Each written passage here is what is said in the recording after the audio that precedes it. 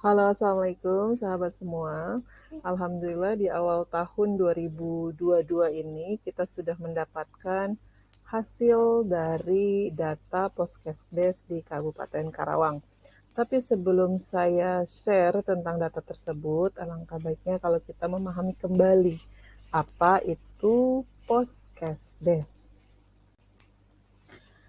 Baik, apa itu Poskesdes? Poskesdes adalah kependekan dari Pos Kesehatan Desa, di mana merupakan upaya kesehatan bersumber daya masyarakat yang dibentuk di desa dalam rangka mendekatkan atau menyediakan pelayanan kesehatan dasar bagi masyarakat desa. Nah, dalam rangka membentuk Poskesdes di desa, itu ada beberapa tahap yang perlu kita jalani. Tahap pertama adalah pendekatan internal, di mana di Puskesmas melakukan dulu pendekatan-pendekatan internal, membentuk tim untuk kita berangkat ke desa untuk membentuk Poskesdes di desa. Setelah pendekatan internal tersebut, maka kita juga masuk ke dalam pendekatan eksternal, yaitu advokasi dengan pihak desa. Apa saja kira-kira permasalahan di desa dan potensi-potensi apa yang bisa kita manfaatkan dalam membentuk Poskesdes di desa. Kemudian langkah selanjutnya adalah melaksanakan survei mawas diri atau self survey, ya, di mana survei mawas diri ini merupakan suatu langkah untuk mengidentifikasi dari permasalahan kesehatan di desa. Kemudian juga selain permasalahan kesehatan, potensi yang dimiliki oleh desa, sistem yang sudah ada di desa, kemudian juga forum-forum yang ada di desa. Nah, setelah self-survey atau survei mawas diri dilakukan, maka hasilnya akan kita bawa ke dalam proses musyawarah masyarakat desa. Disitulah ditetapkan kegiatan-kegiatan apa saja yang diperlukan oleh masyarakat, kemudian disepakati bersama oleh masyarakat terkait siapa yang bertugas di Poskesdes, kemudian jadwalnya kapan saja, di mana Poskesdes akan melakukan pelayanan. Kemudian setelah disepakati di dalam musyawarah masyarakat desa, maka secara resmi Poskesdes dibentuk melalui yang ditetapkan oleh kepala desa. Nah, selain Poskesdes merupakan pos kesehatan desa, Poskesdes juga merupakan wahana dalam penyebaran informasi kesehatan. Nah, untuk itu Poskesdes perlu membentuk jejaring untuk informasi, ya, di mana ada beberapa informasi nanti akan akan di-share dan secara bertahap akan didapatkan oleh masyarakat.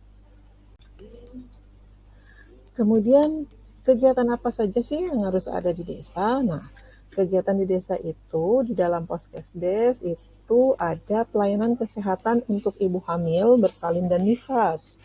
Kemudian juga ada pelayanan kesehatan untuk ibu menyusui, pelayanan kesehatan untuk anak, penemuan dan penanganan penyakit atau surveillance, ya.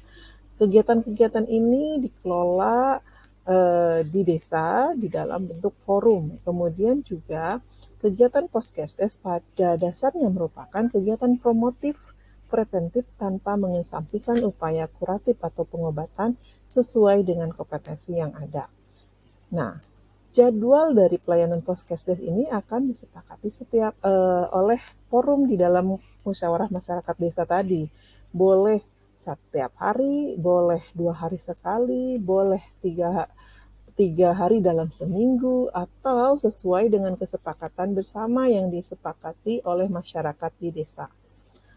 Nah, itulah kegiatan Poskesdes.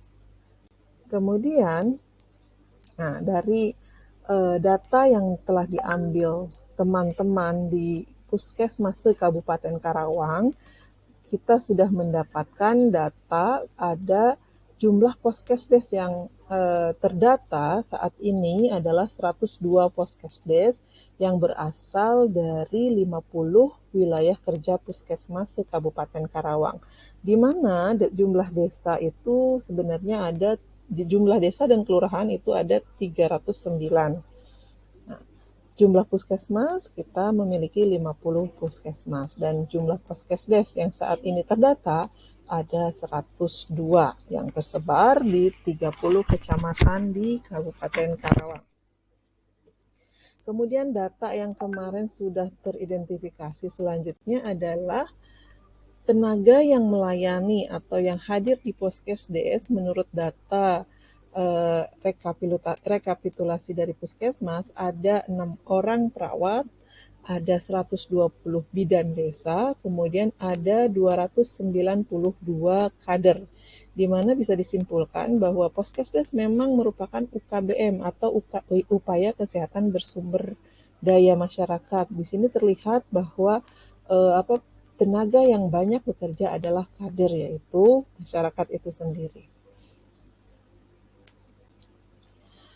Nah, sumber anggaran Poskesdes ini juga terekam bahwa ada 54 Poskesdes yang memiliki sumber anggaran dari dana APBDes, di mana memang secara tekstual aturan memang ada aturan untuk mensupport Poskesdes dari sumber APBDes. Namun tidak semua desa merasa Poskesdes itu penting sehingga hanya tercatat 54 desa saja yang sudah disupport anggarannya dari dana APBDes. Kemudian ada juga 7 desa yang sudah bekerja sama atau memanfaatkan CSR perusahaan untuk mendanai kegiatan Poskesdesnya. Dari data yang terekam sampai dengan akhir tahun 2021, masih ada sebanyak 41 Poskesdes yang tidak memiliki anggaran untuk pelayanannya. Jadi untuk itu mudah-mudahan dengan adanya video ini bisa memotivasi kepada pihak desa maupun masyarakat maupun dunia usaha di wilayah Kabupaten Karawang untuk bisa mensupport kegiatan Poskesdes demi meningkatkan derajat kesehatan masyarakat. Oke. Selanjutnya, dari laporan tersebut juga kita merekam bahwa ternyata Poskesdes itu hanya 13 saja yang memiliki bangunan mandiri ya dalam melakukan pelayanan. Jadi ada 13 Poskesdes yang memiliki bangunan mandiri terpisah dari kantor desa. Ada 77 Poskesdes yang memiliki ruangan di dalam kantor desa, namun masih ada 12 Poskesdes yang tidak memiliki ruangan atau bangunan dalam memberikan pelayanan di kesehatan di desa. Nah, selanjutnya jadwal pelayanan Poskesdes di Kabupaten Karawang paling banyak adalah 1 hari per bulan. Jadi masyarakat memilih untuk pelayanan 1 hari per bulan. Tapi ada juga yang 3 hari per minggu ya. Nah, karena pandemi COVID-19 saat ini, ternyata ada beberapa Poskesdes juga yang tidak melakukan atau memberikan pelayanan di Poskesdes. Nah, teman-teman semua, demikianlah laporan dari hasil rekapan atau perekaman laporan dari Puskesmas di 50 Puskesmas Kabupaten Karawang terkait dengan perkembangan Poskesdes atau Pos Kesehatan Desa di wilayah Kabupaten Karawang. Kami mohon saran dan masukannya, atau mungkin ada yang mau mengupdate data terkait keberadaan Poskesdes di Kabupaten Karawang. Boleh di-share, komentar di kolom komentar di video ini. Terima kasih, mohon maaf apabila ada kehilapan dan kurang berkenan. Assalamualaikum warahmatullahi wabarakatuh.